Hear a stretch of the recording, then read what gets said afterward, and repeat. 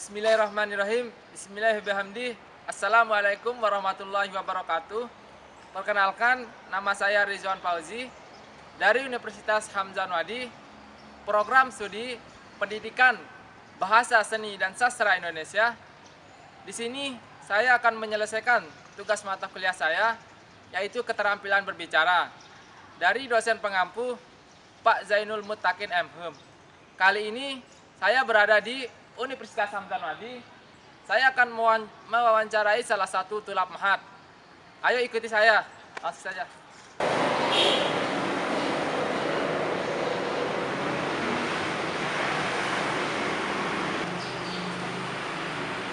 Assalamualaikum Ustaz.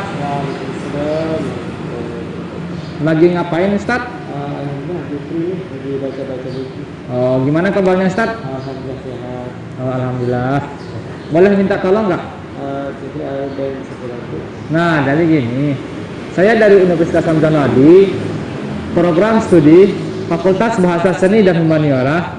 Di sini saya akan menyelesaikan tugas mata kuliah, yaitu keterampilan berbicara. Nah, kebetulan saya lewat dari sana tadi, saya melihat Ustadz duduk sendirian. Nah, saya berinisiatif untuk mewawancarai Ustadz. Boleh Ustadz memperkenalkan diri nggak? Oke, bismillahirrahmanirrahim. Assalamualaikum warahmatullahi wabarakatuh.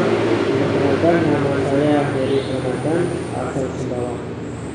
Oh, jadi boleh langsung lanjut ke pertanyaan gitu. Oke, silakan. Nah, yang pertama, di mana Ustadz mengampu pendidikan untuk saat ini?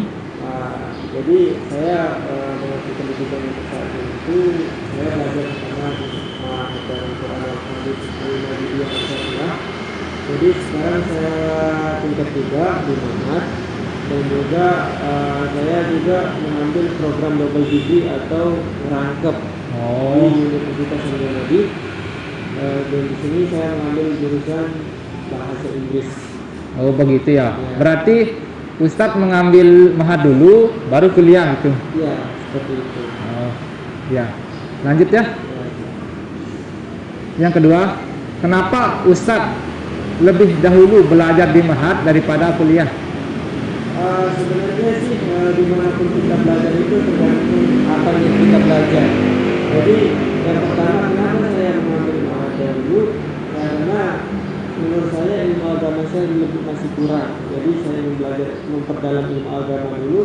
Ketika udah mengambil ilmu agama, paham sedikit tentang agama, kalau etika tentang lain sebagainya, baru saya mengambil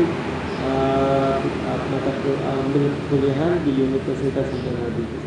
Oh berarti Ustadz yang pertama itu mementingkan agama gitu. Iya. Yang ketiga, apa sih yang memotivasi Ustadz untuk masuk mahat? Misalnya, Ustadz itu dimotivasi dari orang tua kah gitu, pacar kah gitu? Boleh tahu apa? Yang memberikan saya motivasi untuk masuk mahat itu, yang paling mensifat saya masuk mahat itu adalah kedua orang tua. Sangat mendukung saya, apalagi untuk saya saat ini kan sudah dari rumah. Ya. Jadi orang tua selalu berpesan, belajarlah ilmu agama supaya ada yang membacakan Al-Fatihah, ada yang akan kita suatu saat nanti. Jadi itu yang membuat saya untuk semangat untuk masuk mahat. Karena orang tua sangat berharap kepada kita hanya meminta doa dan restu dari kita aja, seperti itu. Oh berarti kalau boleh tahu saat ini Ustadz itu tinggal di mana gitu? Untuk saat ini saya ngekos, jauh apa namanya? Dan kos-kosan saya juga tidak terlalu dekat dan tidak terlalu jauh dari kampus. Kira-kira Ustadz itu ngekos di mana? Saya ngekos di Bandung. Oh berarti dekat ya? Iya, dekat. Yang keempat, kegiatan apa saja yang terlibat melakukan setiap hari di mahat? Misalnya dari pagi sampai siang, terus dari siang sampai malam, sampai sore, terus dari sore sampai malam gitu. Kira-kira apa sih kegiatannya itu? Jadi kegiatan di mahat itu sangat padat sekali. Yang pertama dari pagi subuh itu mereka sudah diskusi di kampus mahat. Ketika sudah diskusi di kampus mahat, mereka pulang jam 6 lebih 15 menit mereka pulang. Di sana mereka bersiap-siap, makan dan lain sebagainya. Kegiatan paginya itu seperti diskusi, belajar kitab sama kata-kata. Dan juga ketika mereka sudah selesai persiapan, mereka kembali lagi ke kampus ngaji pagi sama masjid. Ketika selesai ngaji pagi, baru mereka belajar sekitaran jam 9:30 dan selesai mereka belajar selesai zuhur. Langsung balik pulang lagi. Balik lagi ya. Ya, nanti setelah siangnya itu mereka akan ke kampus lagi. Itu diskusi lagi, diskusi asar. Iya. Mereka diskusi, mereka mengerjakan, mereka kegiatan kayak kaligrafi dan lain sebagainya. Ketika diskusi asar, mereka balik lagi ke kampus, ke rumah mereka. Ketika mereka sudah di rumah, persiapan selesai salat maghrib, kembali lagi ke kampus. Mereka kayak usipan, terus sholawatan, dan juga kegiatan tilawah dan lain sebagainya, kegiatan malamnya.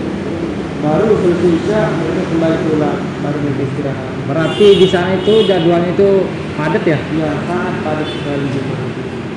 Kalau boleh tahu Ustadz ini masuk ke organisasi apa lah gitu di Mahat misalnya Hodro gitu? Organisasi yang saya ikuti cuma ITMW sama saja sih. Seperti itu. Oh, berarti apa namanya? Ustadz tidak mengikuti organisasi yang sebanyak-banyaknya gitu. Iya, karena jadwal kita sangat padat sekali, apalagi kan musim pandemi saat ini. Saya cuma mengikuti beberapa organisasi karena saya juga mengikuti perkuliahan.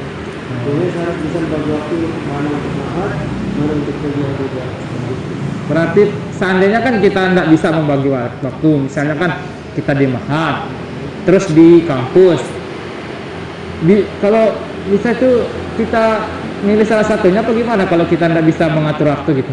Kalau satu kita tidak bisa mengatur waktu, kita biasanya izin kepada dosen atau dosen yang mengajarkan kesehatan. Contohnya kalau apalagi musim pandemi saat ini, Mahat itu isinya belajar 1 kali seminggu, Ya. jadi berjadwal.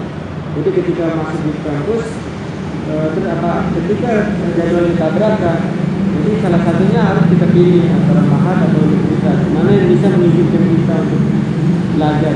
Apakah misalkan kalau kita sangat penting di kampus, kita masuk ke kampus izin di Mahat, begitupun sebaliknya. Oh begitu ya. Sering saya udah dengar gini Sat ya. Misalkan dia mengambil double degree, dia mengambil di Mahat dan di kampus. Nah, seandainya dia tidak bisa membagi waktunya, seringkali dia tuh mengambil salah satu, misalnya dia berhenti kampus dan mengambil Mahat gitu. Sepertinya kembali kepada diri pribadi sih kalau seperti itu. Karena dorongan niat kita belajar itu apakah kita ingin belajar di salah satunya atau gimana? Nah, seperti itu. Kalau misalkan kita mampu belajar di dua-duanya, kenapa tidak gitu kan? Tapi kalau misalkan tidak mampu, ya kita belajar, karena di sini itu tidak ada yang dipersulit di dunia ini. Oh iya. Jadinya kalau memang di Mahat masih bisa kita izin di kampus, kalau misalkan di kampus masih kita bisa izin di Mahat. Oke. Lanjut ya. Apa saja pesan? Kalau boleh tahu gini kan, Ya. kalau Ustadz pengen berpesan kepada kepada adik-adik yang akan masuk Mahat, apa sih pesan Ustadz gitu supaya adik-adik yang akan masuk Mahat itu semakin semangat gitu? Oke. Jadi pesan saya itu very simple. Jadi yang namanya kita itu perbaiki niat untuk menuntut ilmu. Jadi hormati ilmu dan juga ahli ilmu. Siapa ahli ilmu itu? Yang pertama ada guru, dosen, masyayikh atau alim ulama. Itu adalah ahli ilmu semua. Jadi teman kita juga kalau ingin kita diskusi, kita hormati dia. Nah, jadi al-adabu qabla ilm. Dahulukan adab sebelum ilmu. Jadi kalau kita menghormati seseorang, kita menghormati guru, menghormati ilmu, insya Allah keberkahan itu akan datang pada kita. Karena tidak ada yang membuat kita pintar atau kita cerdas selain keberkahan. Percuma kita pintar, tetapi tidak ada ilmu, tidak ada adabnya. otomatis nanti akan sombong lagi. Kalau memang mau pintar, iblis atau setan itu lebih pintar daripada kita. Tetapi apa yang membuat dia tercela, terhina, paling hina karena dia tidak memiliki akhlak atau adab yang mulia. Jadinya mereka itu sangat pintar, tapi tidak memiliki adab. Jadilah orang yang beradab, makanya ulama mengatakan dahulukan adabmu sebelum ilmu. Oh, berarti ini kan apa namanya, kalau kita pengen sukses lah gitu, kita harus mempunyai adab dulu gitu. Ya. Adab yang sopan kepada guru, dosen gitu. Tapi